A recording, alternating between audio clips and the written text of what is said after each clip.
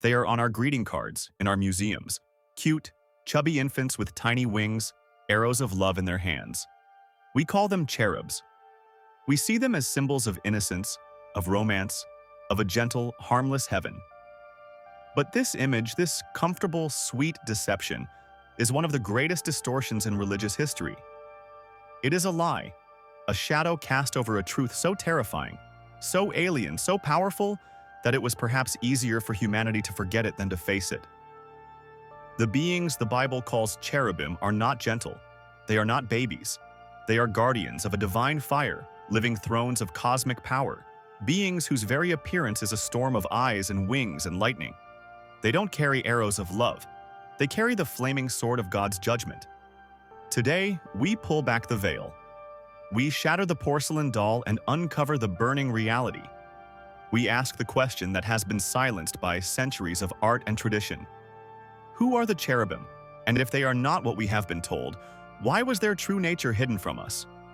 What truth is so explosive that it had to be replaced by a fairy tale? Welcome to Bible Mysteries Revealed.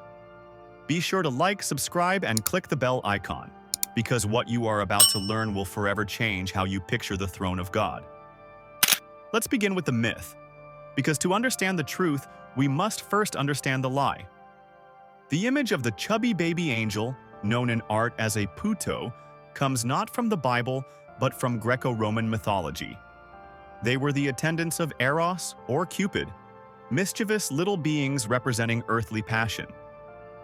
For centuries, they existed purely in pagan art. But as Christianity spread and the Roman Empire transformed, something strange happened. During the Renaissance, artists looking to depict the heavenly realm reached back into the classical art they admired. They took these putti, these little cupids, and repurposed them. They placed them in paintings of the Madonna and Child, on the ceilings of churches, and slowly, over generations, the pagan puto merged with the biblical cherub. Why? Was it a deliberate conspiracy? Probably not. It was something perhaps more subtle, a cultural softening. The true biblical cherubim were too strange, too fearsome to be easily painted. How do you depict a creature with 4 different faces? How do you capture a storm of living wheels covered in eyes?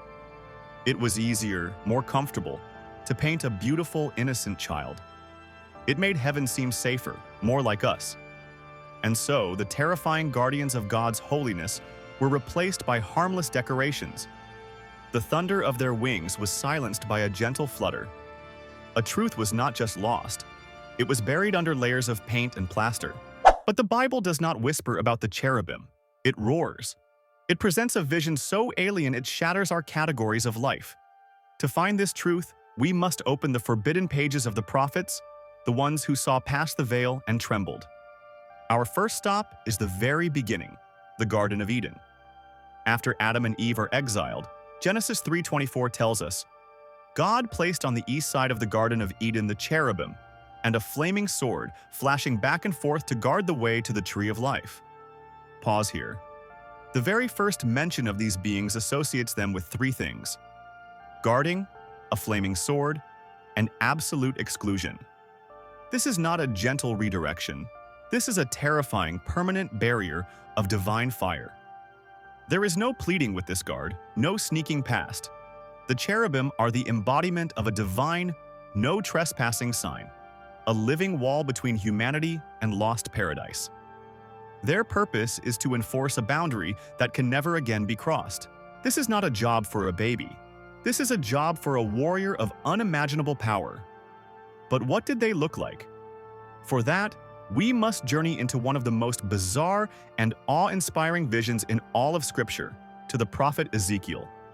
In the first chapter of his book, Ezekiel is by the river Chebar when the heavens open. What he sees is not a peaceful vision of clouds and harps. He sees a storm, a whirlwind of flashing lightning and brilliant light. And from the heart of this storm, he sees 4 living creatures. Listen to how he describes them, and as I read, erase the image of the baby angel from your mind forever. Their form was human, but each had 4 faces and 4 wings. Their legs were straight, and the soles of their feet were like the sole of a calf's foot, and they sparkled like burnished bronze. Under their wings on their four sides, they had human hands. This is already strange beyond measure, but it gets more complex. What about the faces? Ezekiel says each of the four creatures had the face of a man, the face of a lion on the right, the face of an ox on the left, and the face of an eagle. Think about that. Four faces, pointing in four directions, representing what many scholars believe is the pinnacle of creation. The human, ruler of creation. The lion, king of wild beasts. The ox, king of domesticated animals. And the eagle, king of the birds. They see everything in every direction simultaneously. They are the ultimate sentinels. But the vision does not stop there. Ezekiel sees them moving with the fire of God itself. The appearance of the living creatures was like burning coals of fire, like the appearance of torches moving to and fro among the creatures. And the fire was bright, and out of the fire went forth lightning. These are beings made of storm and flame, a living furnace of divine energy. And then comes perhaps the most alien part of the vision, the wheels. Beside each of the four cherubim is a wheel on the ground, but these are not normal wheels. Ezekiel describes them as a wheel within a wheel, able to move in any of the four directions without turning. And he adds a chilling detail. Their rims were high and awesome, and the rims of all four were full of eyes all around. Living wheels covered in eyes, connected to four-faced creatures of fire, moving in perfect sync with their spirit. This is not biology as we know it. This is a higher order of reality. This is a glimpse into the mechanics of heaven, and it is terrifying. Now, ask yourself, why would ancient leaders and later artists shy away from this description? Because it is unmanageable. It inspires not comfort, but terror. It reveals a God who is not safe, but holy. A God whose realm is guarded by beings that defy our understanding of the universe. This is not a God you can trivialize.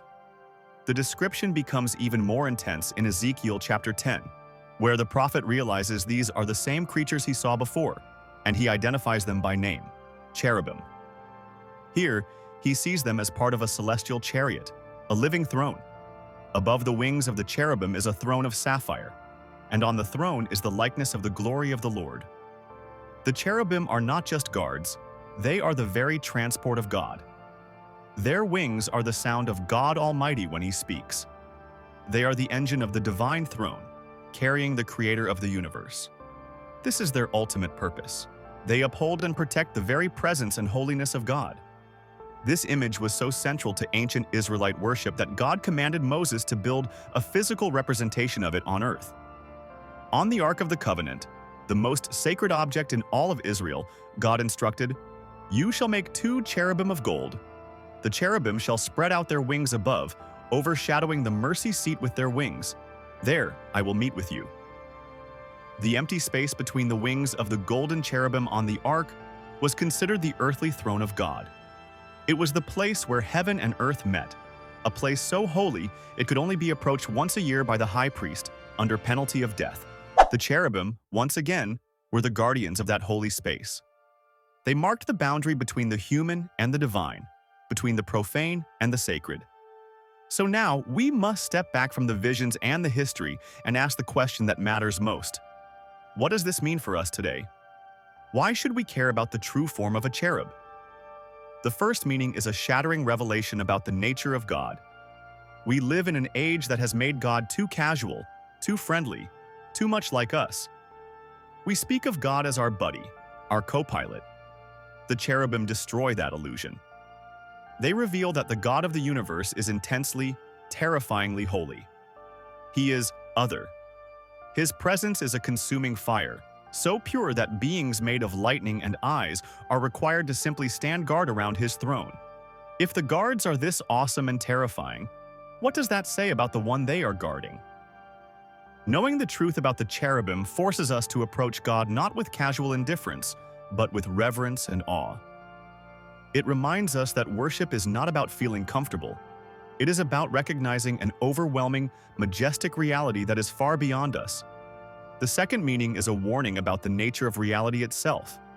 The cherubim, with their impossible biology and physics, remind us that the unseen world is real and far stranger than we can imagine.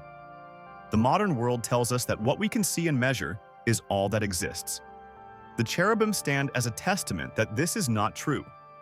There is a spiritual dimension, a hierarchy of powers and beings, a cosmic war that plays out just beyond our perception. The Apostle Paul spoke of this when he said, "We wrestle against principalities and powers." The vision of the cherubim gives us a glimpse of what those powers might look like. It forces us to acknowledge that we are part of a much larger, more mysterious story than we realize.